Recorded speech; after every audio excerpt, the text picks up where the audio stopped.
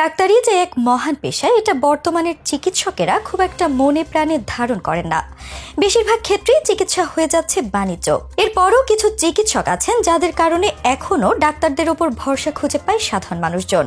আর সেরকমই একজন ডাক্তার হলেন এজাজুল ইসলাম। তার মতে অতিরিক্ত টাকার পেছনে ছোটা এক ধরনের মানসিক রোগ। সবার প্রিয় এই ডাক্তার অনেক আগেই শপথ নিয়েছেন যে তিনি যতদিন বাঁচবেন ৩০০ টাকা ফিতেই রোগী দেখবেন। তবে ঠিক কি কারণে এমন প্রতিজ্ঞা করেছেন গরিবের ডাক্তার এজাজ, চমকপ্রদ সেই গল্প নিয়ে সাজানো হয়েছে আজকের এই ভিডিওটি।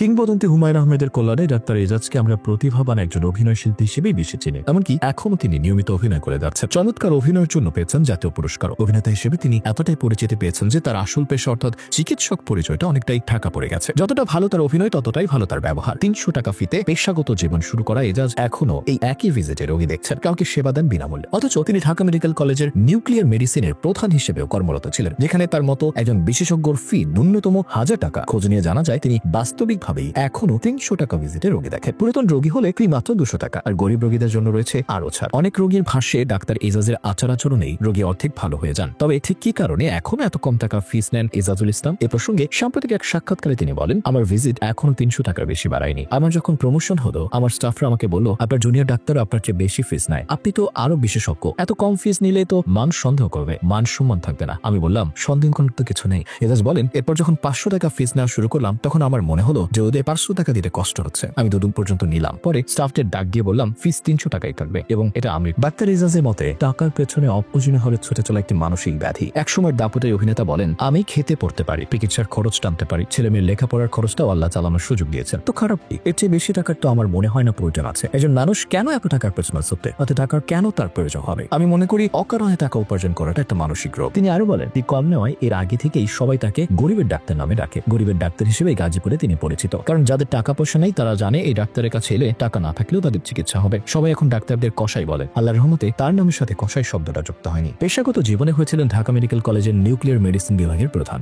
এখন অবসরে আছেন ডাক্তার এজাজ। এই অবসরে অভিনয় আর পুরোপুরি চিকিৎসা সেবায় নিয়োজিত তিনি। মাসে 18 দিনের মতো চেম্বারে সময় দেন। এর মধ্যে 4 শুক্রবার আবার শুটিং, একদিন চেম্বার একদিন শুটিং, এভাবে মেইনটেইন করে চলতে হয়। টানা আউটডোরে গেলে এই রুটিনের এদিক সেদিক হয়। তারপরে মাসে 12 থেকে 14 দিন শুটিং করে অন্যান্য দিন চেম্বারে বসেন। এজাজ আরো বলেন, তিনি হয়তো সব ক্ষেত্রে সবার সহায়তা করতে পারবেন না, কারণ তিনি তো সব ধরনের বিশেষজ্ঞ নন। তারপরও যারা তার কাছে আসেন তিনি তাদের সেই মতো হাসপাতালে স্থানান্তর করে। এরপর তার যেন খরচ কম হয় ওই হাসপাতালে বলে দেওয়ার চেষ্টা করে। আর তিনি মুক্তিযোদ্ধাদের চিকিৎসার ফি নেন না, কারণ তাদের কাছে আমরা ঋণী। তাদের সেবা করতে পারাটাও সৌভাগ্যের। ডাক্তার এজাজ বলেন, তিনি যদি কোনোভাবে 50 কোটি টাকা পেয়ে যান তাহলে তিনি কানাডা বা দুবাইয়ে বাড়ি কিনবেন না, এমন অভিলাষ তার নেই। তিনি সেই টাকা দিয়ে একটা হাসপাতাল করবেন। এর আগে এক অর্থবান ভদ্রলোক এসেছিলেন, তিনি ডাক্তার এজাজকে বলেছিলেন একটা মেডিকেল কলেজ ও হাসপাতাল করবে, তাকে সঙ্গে থাকতে হবে, দায়িত্ব নিতে হবে। এজাজ বললেন, তার একটা শর্ত আছে, ওই হাসপাতালে একটা কর্নার করতে হবে যেখানে গরিব রোগীরা বিনা পয়সায় বা নামমাত্র মূল্যে চিকিৎসা সেবা পাবে। তবে ওই ভদ্রলোক পরে আর যোগাযোগ করেনি, কিন্তু ডাক্তার এজাজ এখন সবার হৃদয়ে ভালো ডাক্তার হিসেবে স্থান পেয়েছেন।